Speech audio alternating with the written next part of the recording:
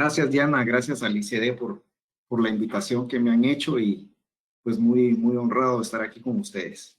Pues como me pidieron hace algunas semanas este tema, eh, lo comparto con mucho gusto. Creo que es un tema que está siendo un hot topic, ¿verdad? Un tema caliente ahorita en todo lo que es eh, la odontología, ¿verdad? La rehabilitación del arco completo. Eh, Tal vez quisiera empezar con decirles a todos que me he dedicado a la rehabilitación del arco completo ya desde hace muchos años y lo que trato de hacer es buscarles soluciones simples a los pacientes. Hemos estado con la técnica de All-on-4, hemos estado con los implantes cigomáticos, hemos estado con los implantes pterigoideos, etcétera, pero siempre estamos teniendo ciertas complicaciones, estamos teniendo casos cada vez más complejos, ¿verdad? En los que no podemos resolver de las formas convencionales, ¿verdad? Y esto nos ha llevado, pues, a la búsqueda de alternativas que sean buenas, que sean simples y que sean en el menor tiempo posible para los pacientes, ¿verdad? Creo que todo el mundo ahora vivimos con la presión del tiempo, ¿verdad? Los pacientes cada vez más nos exigen que las cosas sean más rápido, que quieren los dientes ya, que quieren tener el tratamiento terminado lo más pronto posible, etcétera. Y pues nosotros pues nos vemos obligados a ir buscando alternativas, ¿verdad? Y esta podemos decir que ha sido una alternativa que había estado ahí en el limbo, ¿verdad? Había estado ahí latente, ¿verdad? Los implantes subperiósticos, pues, eh, fue algo que se usó por mucho tiempo y que pensamos todos que ya no se usaba, ¿verdad? Que había quedado ahí, pero no. Es una alternativa que estaba ahí latente, simplemente necesitaba algunas modificaciones, ¿verdad? Y con la tecnología que tenemos ahora, pues se le han podido hacer esas modificaciones a esa línea de tratamiento y pensamos y estamos más que seguros que las cosas van a funcionar y van a funcionar muy bien, ¿verdad? Entonces, en esa parte es en la que estamos ahorita. Para los que no me conocen, mi nombre es Mario Gandini, soy odontólogo aquí en Guatemala. Me gradué de la Universidad Francisco Marroquín aquí en Guatemala. Hice mi primer entrenamiento de prótesis oral en la Universidad de Rochester. En aquel momento se llamaba el Eastman Dental Center, ahora se llama el Eastman Institute of Oral Health. Luego hice mi entrenamiento en prótesis maxilofacial en la Universidad de Texas, en el MD Anderson Cancer Center en Houston. Tengo mi clínica privada en Guatemala y soy profesor asociado a la Universidad de Rochester y pues me he dedicado a mi clínica privada y al manejo del laboratorio y a la odontología digital desde hace aproximadamente 10 años. Cuando hablamos de las indicaciones de los implantes personalizados, como les mencionaba yo al inicio de la charla, ¿verdad? El tema aquí son esos pacientes que presentan esos maxilares atróficos, esos maxilares que no tienen ya hueso, ¿verdad? Es un hueso basal, es un hueso que no tiene dónde anclarse, que no podemos buscarle una solución, ¿verdad? Otros casos como los que les voy a enseñar el día de hoy, ¿verdad? En los que me han fracasado implantes, en los que me han fracasado injertos de hueso, en los que me han fracasado elevaciones de seno, en los que nos han fracasado rehabilitaciones de All-on-4 ya terminadas, ¿verdad? Porque todos tenemos fracasos. El que no tiene fracasos es porque no trabaja, ¿verdad? Pacientes que ya no son candidatos a rehabilitaciones convencionales, ¿verdad? Pacientes que presentan patología, ¿verdad? Vamos a ver un caso de un carcinoma de seno maxilar. Consideraciones económicas, ¿verdad? Entran en esta categoría a pesar de que el costo de estas estructuras pues es barato, es oneroso, pero comparado con un caso que tenemos que hacer injertos, que tenemos que hacer elevaciones, que tenemos que hacer múltiples procedimientos solo para reconstruir el sitio donde vamos a poner los implantes, pues resulta ser una opción más económica, ¿verdad? Y por supuesto, pues todos los requerimientos protésicos que nos dan la ventaja de tener un implante de estos, ¿verdad? Y poder rehabilitar al paciente en tiempos récord, ¿verdad? Como lo dije también, no es un concepto nuevo, ¿verdad? Es simplemente un concepto que ha estado latente y que ahora pues se modificó por el tema de que podemos manejar estereolitografía, que podemos manejar imágenes 3D, que podemos hacer archivos STL, que podemos hacer un modelo estereolitográfico exacto de cómo tiene el paciente la anatomía de sus huesos. Entonces, esto nos ha permitido con impresoras 3D, con fresadoras de titanio, etcétera, poder fabricar estas estructuras que queden completamente adosadas y fijadas a los maxilares, ¿verdad? Entonces, esto ha sido un tema que nos ha venido a revolucionar la práctica, ¿verdad? Nos ha venido a abrir los ojos, nos ha venido a cambiar la forma de trabajar y lo más importante, pues nos ha venido a solucionar todos esos casos que teníamos ahí rezagados porque no le podíamos ofrecer al paciente una solución adecuada. Como lo dije, ¿verdad? Estos implantes pues son una opción para ese paciente que no tiene buenos maxilares para implantes pterigoideos, para implantes cigomáticos, ¿verdad? Nunca he sido un fan realmente del tema de los implantes cigomáticos. Sé que es algo que se ha usado por muchos años, hay múltiples publicaciones, está más que documentado y todo, pero sí, en mi caso no hemos tenido la mejor experiencia, ¿verdad? Entonces nunca he sido fan de los implantes cigomáticos. He sido fan de los implantes pterigoideos y trato de manejar mis casos de esa forma, ¿verdad? Y ahora pues con los implantes personalizados pues he podido brindar todas esas otras soluciones que no había podido brindar anteriormente. Cuando revisamos un poquito la historia, ¿verdad? Me traté de empapar mucho en esto y buscar bonita literatura y básicamente encontramos unos artículos muy interesantes, ¿verdad? Un artículo que habla de la historia de más de 40 años de un implante superióstico mandibular, ¿verdad? Eh, Como dije anteriormente, pues esto no es nada nuevo, esto ha estado ahí, ha estado ahí, ha estado ahí, ha estado ahí por muchos años y todo esto viene desde los años 40, ¿verdad? De hecho, hay una patente en Suecia de los implantes superiósticos de 1938. Entonces, es algo que se venía pensando, que se venía haciendo ya desde hace muchísimos años. Todo clínicamente empezó después de la publicación de Goldberg y Gershoff en 1949. Ellos fueron los primeros en publicar casos con los implantes superiósticos, ¿verdad? Y el resultado, pues, no fue tan alentador, ¿verdad? Hay mucha literatura que habla de que estos implantes, pues, empiezan a tener muchos fracasos después de los 5 años. Tomando en cuenta, ¿verdad? Que todos estos implantes, pues, eran implantes que no iban adosados a hueso. Eran técnicas en las que se hacía una primera técnica quirúrgica solo para levantar la encía, levantar los tejidos y tomar una impresión de la estructura ósea, ¿verdad? Hacer modelos vaciados, hacer estructuras enceradas, ¿verdad? Como fabricábamos una prótesis parcial removible y luego hacer colados en cromo cobalto, ¿verdad? Para fabricar estos implantes y hacer un segundo proceso quirúrgico para colocar estos implantes en boca, los cuales quedaban completamente flotados, ¿verdad? No quedaban fijados, no quedaban adosados, pues teníamos todas esas complicaciones que tenemos de ese proceso analógico, ¿verdad? Que no es lo más exacto. Entonces, en esta tabla, pues se ve muy claro, ¿verdad? El éxito a los 5 años es casi el 100%, según ellos, en toda la revisión de literatura que hacen ellos en este artículo. Y ese éxito a los 20 años va disminuyendo al 50%.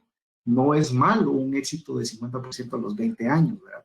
Pero es algo que nosotros quisiéramos que no fuera del 50%, ¿verdad? Que fuera un poco más alto. Pero eso pasaba, ¿verdad? Era una técnica que no era exacta, ¿verdad? Era un implante que no se integraba al hueso, era un implante que no se fijaba al hueso, que tenía movimiento. Y todos sabemos que lo peor que podemos nosotros tener en la boca de un paciente es una estructura que tenga movimiento con los tejidos, ¿verdad? Eso es el fracaso más grande que podemos tener, ¿verdad? Que un implante se empieza a mover, que una corona sobre un implante empieza a girar o empieza a rotar, y todo eso produce un montón de complicaciones que ya todos sabemos a lo que nos lleva, ¿verdad? Entonces, esto era lo que sucedía con estas técnicas, ¿verdad? Y aquí describe muy bien con estas imágenes las fotos de cómo se fabricaban esos implantes y cómo quedaban, ¿verdad? En boca realmente no quedaban ajustados al hueso, quedaban flotados completamente.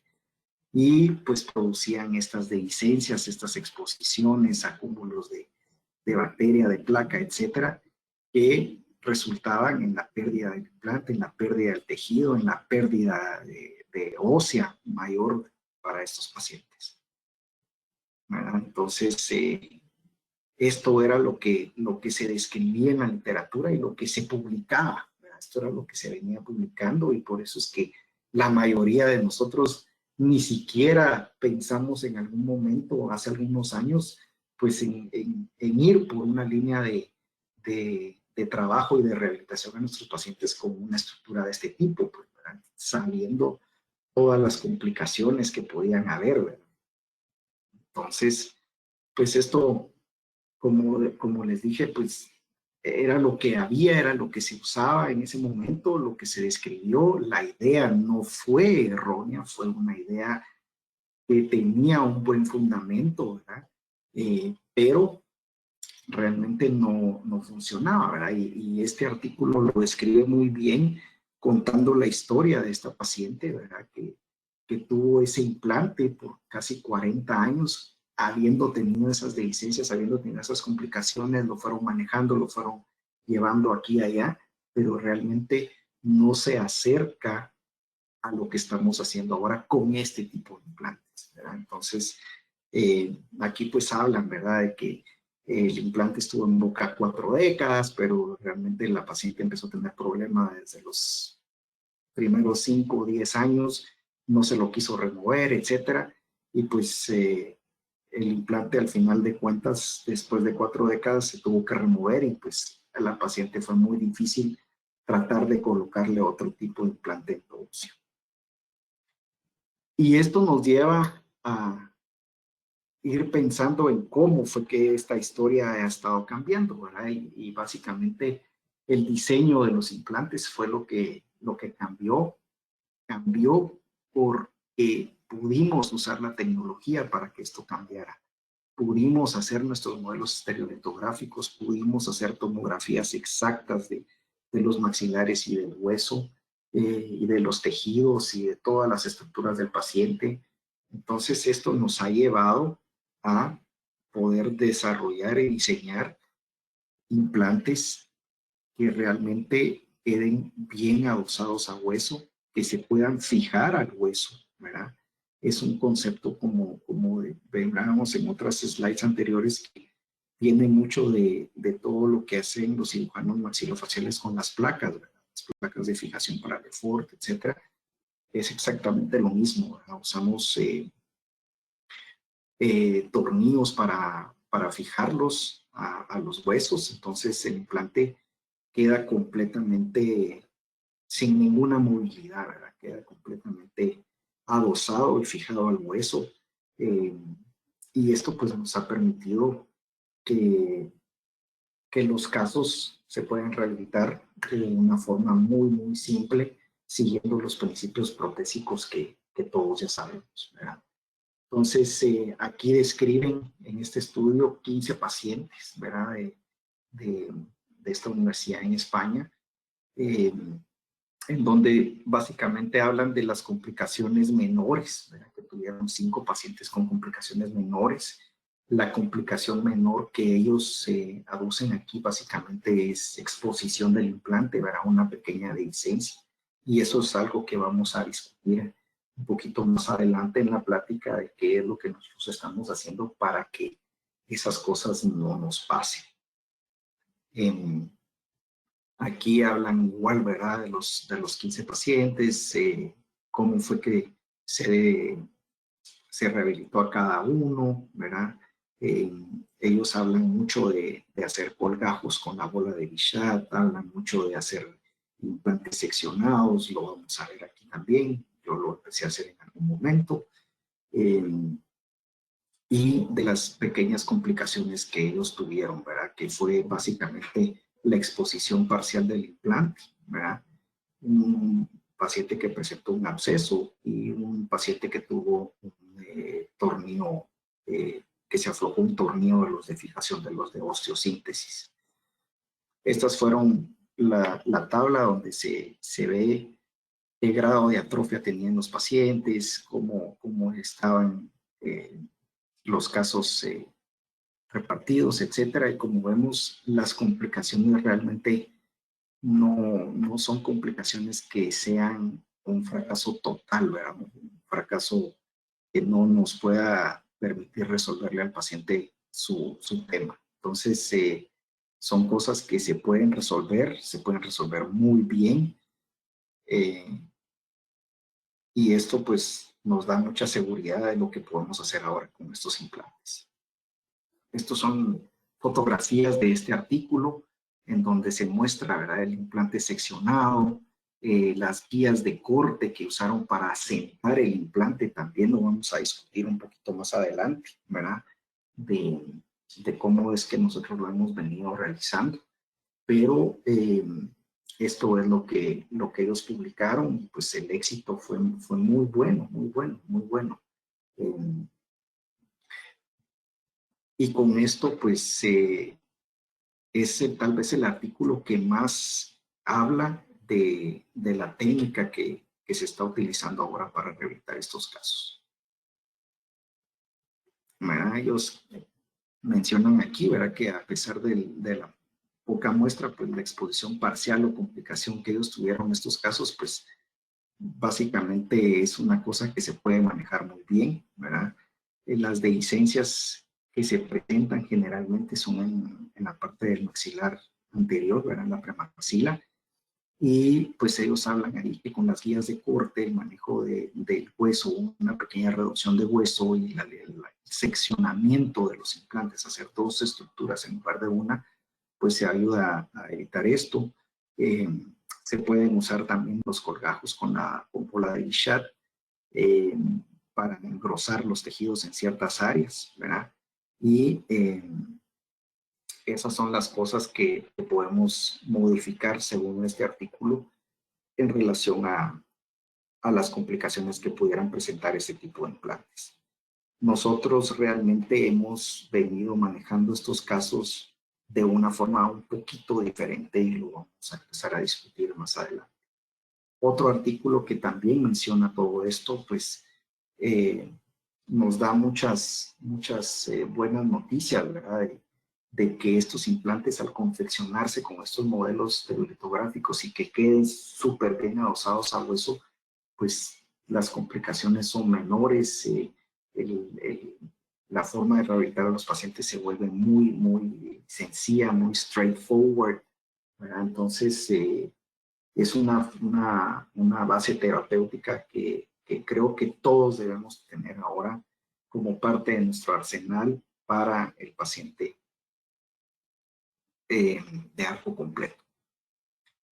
Y empezando con los casos, ¿verdad? Estos son los tipos de casos que nosotros nos vienen, ¿verdad? Pacientes con muy poca volumen óseo, ¿verdad? Y una anatomía complicada. Entonces, el primer paso es diseñar nuestro flujo de trabajo. Todos los que manejamos odontología digital sabemos que esta palabra ya tiene que formar parte de nuestro léxico, ¿verdad? Tenemos que aprender a desarrollar nuestros flujos de trabajo ver qué es lo que nosotros necesitamos para cada caso, qué récords necesitamos tomar, cómo lo necesitamos tomar, cómo crear nuestros modelos, etcétera. Entonces, empezamos definitivamente pues tomando unas buenas imágenes, unas buenas tomografías. Nosotros aquí en la clínica usamos para estos casos un equipo de Planimeca que nos permite hacer tomografías de cara completa, ¿verdad? Estas son los parámetros que debemos de usar, ¿verdad? Los cortes deben ser los más pequeños posibles, ¿verdad? Menores de 1 milímetro. Y tratar de seguir estos parámetros en el equipo para poder tener la tomografía con las mejores características posibles. Aquí está una imagen de la pantalla de la tomografía donde hacemos los cortes lo más pequeños posibles, el kilovoltaje, el miliamperaje, ¿verdad? Lo que se modifica ahí. Tratamos de hacer reducción de artefactos, ¿verdad? Si el paciente tiene coronas de metal o tiene implantes anteriores, entonces usamos reductores de artefactos, usamos reductores de movimiento, porque generalmente todas estas tomografías van a ser cosidas, ¿verdad? Esa es la palabra que en castellano que usan, que es el stitching, ¿verdad? El stitching de las imágenes, ¿verdad? Que vamos a hacer varias tomas y esas imágenes pues van a ser cosidas para formar una sola imagen, y eso es lo que vamos a modificar en estos casos.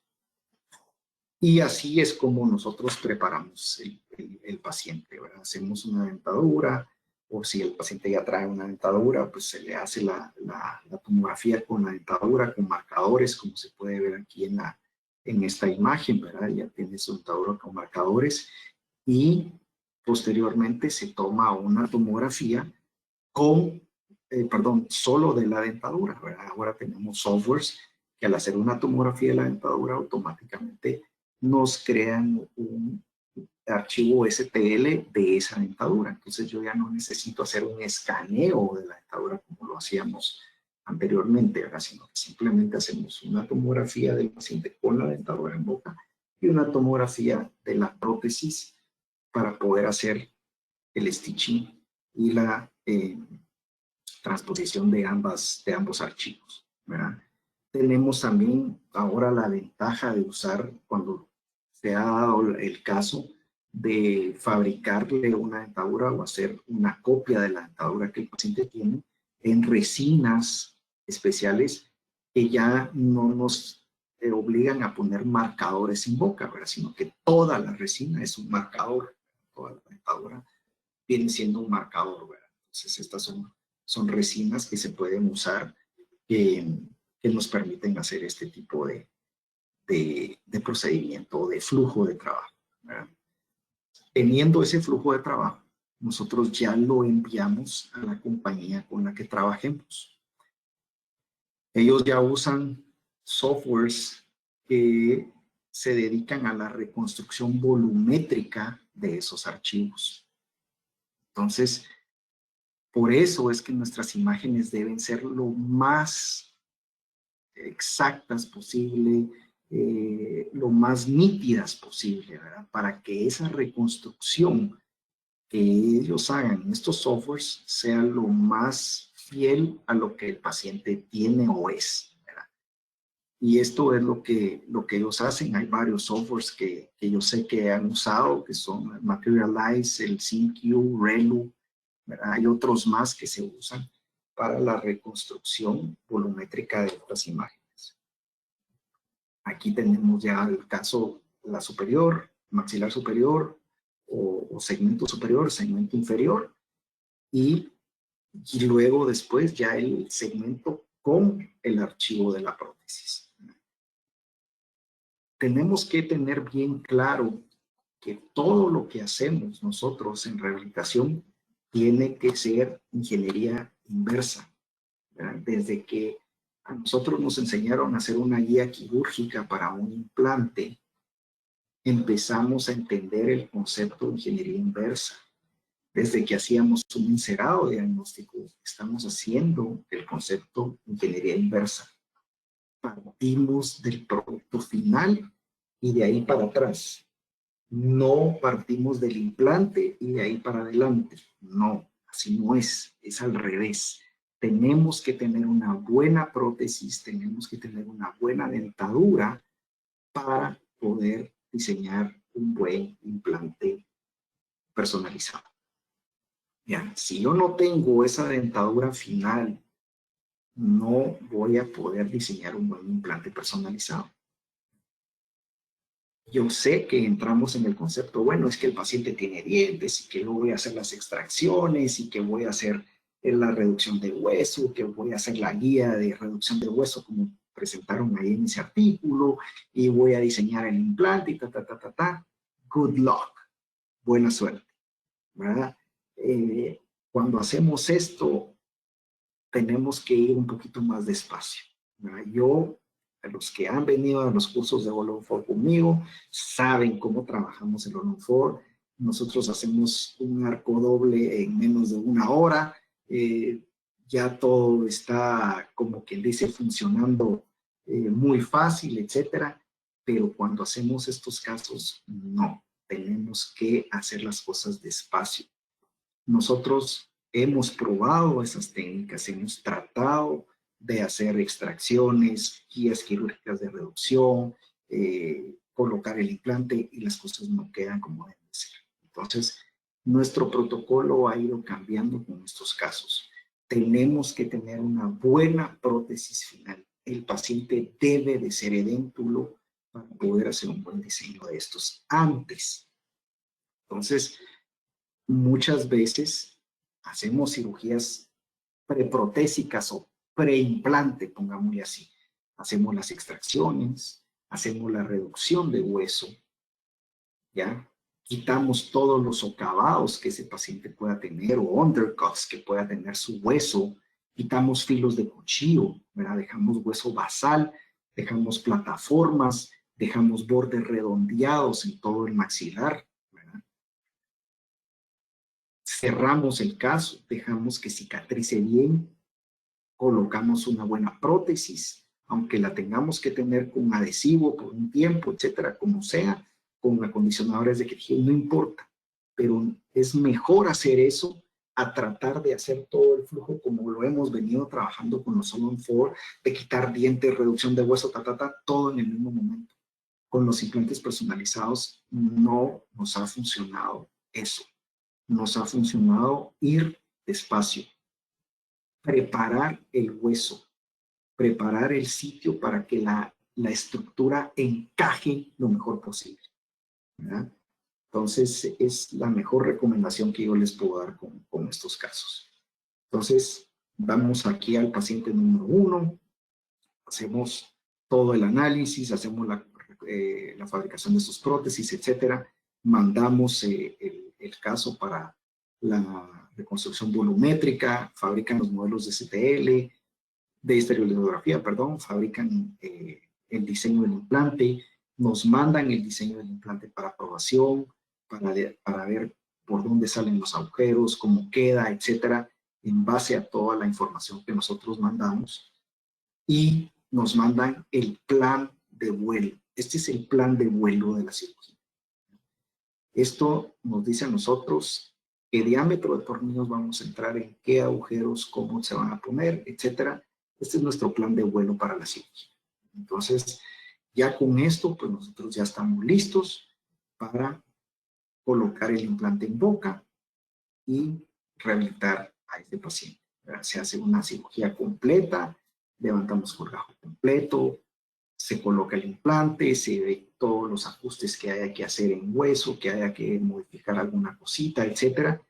Pero cuando hemos seguido este protocolo que les digo muchas veces de hacer esa cirugía preprotésica, digámoslo así, las cosas se van muy, muy fácil, ¿verdad? Hemos colocado estos implantes en menos de media hora y el paciente ya está listo.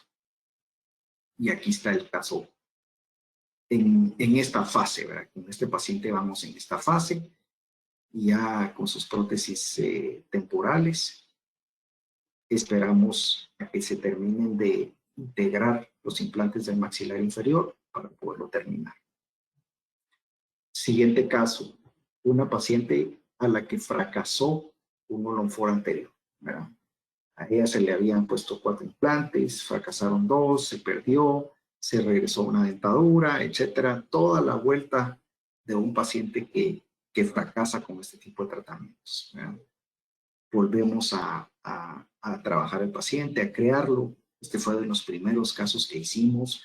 Todavía lo tratamos de manejar un poquito diferente porque diseñamos toda la estructura con esos 2 implantes puestos en boca. Si ahora me preguntan qué hubiera hecho, los hubiera quitado antes de hacer toda mi planificación. En ese momento, este caso ya fue hace más de 1 año que lo trabajamos, fue los primeros casos que empezamos a trabajar así. Lo manejamos y quitamos esos implantes en ese momento. Todavía, otra vez, con este caso estábamos descubriendo muchas situaciones y cositas que pensamos que podían modificar, ¿verdad? Pensamos en hacer estos implantes con esos tubitos, ¿verdad? Que podemos ver aquí, en donde lo que pensábamos era atornillar el multi-unit al implante, ¿verdad? Porque nos decían que probablemente la conexión que ellos pudieran hacer maquinada no iba a ser tan exacta para la marca de implantes que nosotros usábamos y todo. Pues eso fue cambiando con los meses y con la fabricación de más casos, y ya se logró tener el archivo bien para poder hacer esa conexión para nuestros implantes. Entonces, esa fue una de las situaciones que se fueron evolucionando, ¿verdad? Como todo, pues uno va evolucionando en lo que va haciendo. Entonces, aquí está el caso, el implante como vino, con su modelo estereolitográfico, etcétera, y luego pues ya para la colocación del implante en boca. Aquí está el caso ya terminado con su prótesis colocada. Este caso ya lleva más de 1 año y pico de estar en boca. Otro caso muy similar, paciente que se le había hecho un All-on-4 inferior y pues habíamos dejado con una dentadura superior, habíamos pensado en hacer elevaciones de seno, etcétera, etcétera. Cuando sale la opción de fabricar esto, y otra vez aquí empezamos siguiendo los consejos del artículo que revisamos al inicio, pues de hacer 2 estructuras, de hacer esa guía de corte, etcétera, y pues nos lanzamos a hacer el caso de esa forma. Y aquí estamos en el momento de la cirugía, se coloca la guía, etcétera, y se hace la cirugía y vemos estas pequeñas discrepancias, ¿verdad?, de la estructura con el hueso. Entonces, es lo que no nos sentimos tan contentos, pongámoslo así, ¿verdad?, con el resultado de esta técnica, ¿verdad? Fue un poquito más difícil hacer esta cirugía, tratar de colocar las 2 estructuras. Estaba una un poquito más larga que la otra de un lado, entonces se tuvo que abrir un colgajo más fuerte. La inserción de los tornillos en esa posición triangular que se diseñó, pues se nos complicó un poquito. Entonces, todas estas cosas han sido cosas que hemos ido aprendiendo, ¿verdad?, con cada caso y viendo cómo modificamos las situaciones para que la cirugía y todo el tema de rehabilitación pues sea lo más sencillo posible para nosotros y para el paciente. Entonces, por eso es que decidimos empezar nuestro protocolo de otra forma, tratar de hacer una única estructura, colocar los tornillos o las inserciones, ¿verdad?, los agujeros del implante en diferentes posiciones para que la colocación del implante no sea tan compleja. Aquí está el caso ya con su prótesis transicional y el caso terminado con su prótesis fina. Entonces, son rehabilitaciones que en 1 mes las tenemos listas, ¿verdad? Colocamos el implante, hacemos una revisión del paciente a los 15 días, y el paciente se va con la dentadura inmediata en ese momento.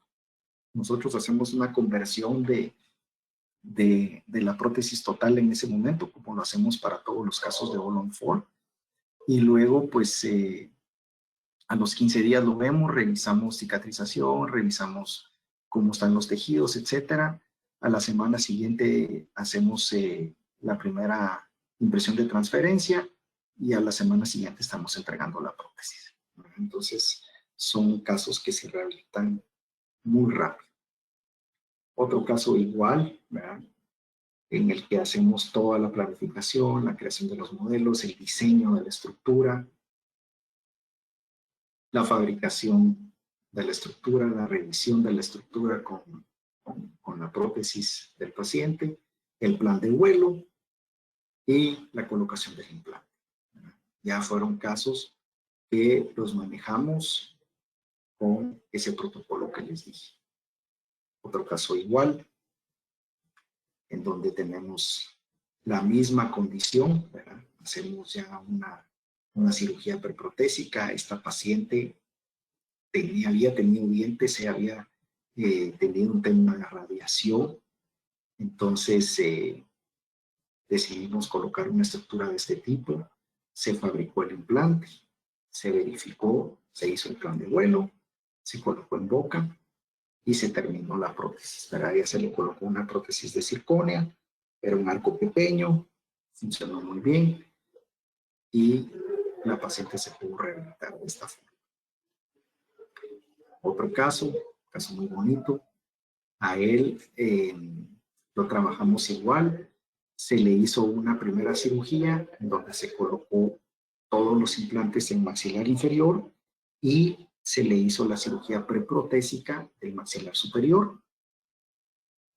Se le hizo luego toda la tomografía y la base de datos para poder mandar a hacer su implante personalizado. Se diseñaron los modelos estereolitográficos, se diseñó el implante superior, se hizo el plan de vuelo, se colocó el implante superior y aquí estamos con las prótesis transicionales.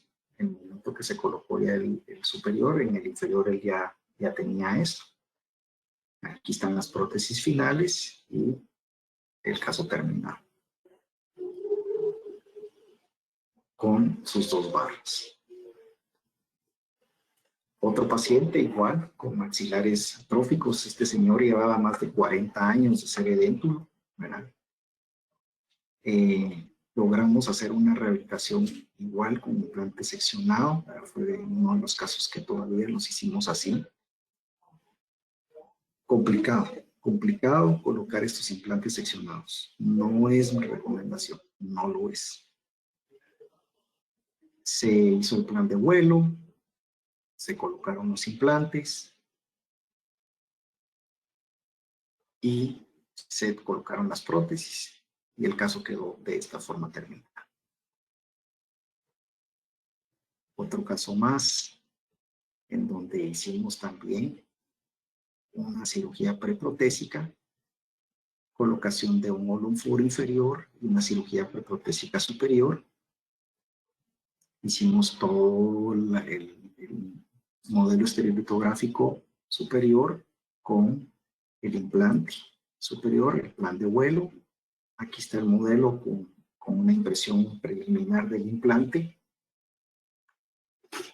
La colocación del implante, ¿verdad? Estas son fotografías que tomamos para enseñar cómo podía quedar con el modelo impreso y el modelo fresado, ¿verdad? De titanio. Aquí está el implante en boca, ¿verdad? Su holon furo inferior y el implante personalizado superior. Las prótesis transicionales, ¿verdad? Vemos la planificación que hicimos de los agujeros de la prótesis superior, ¿verdad? Donde se habían planificado, quedó perfecto. Y pues todo el tema del flujo de trabajo que hacemos para la rehabilitación final de este paciente, ¿verdad? Tomamos nuestros récords preliminares, tomamos nuestros récords con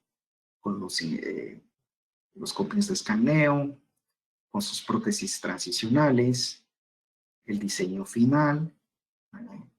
Revisión de contornos, etcétera.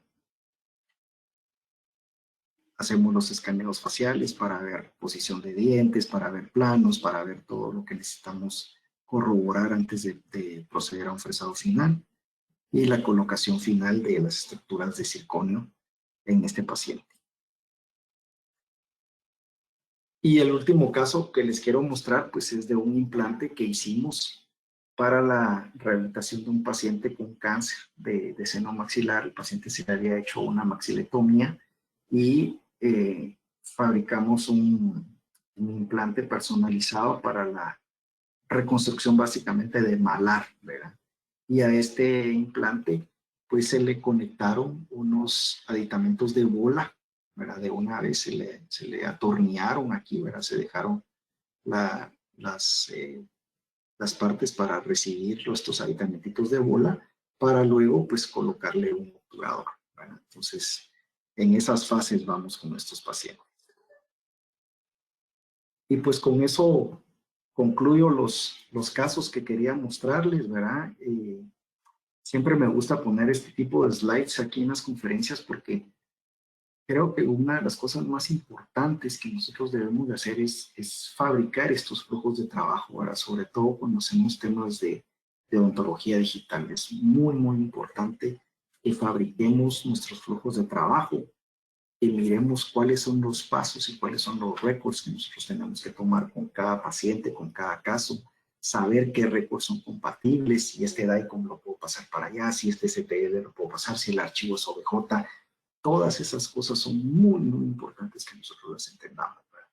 Y esto es lo que nos ha creado a nosotros poder en la clínica pues manejar diferentes tipos de pacientes, diferentes tipos de casos y poder rehabilitar a todos estos pacientes de una forma buena y en buen tiempo, ¿verdad?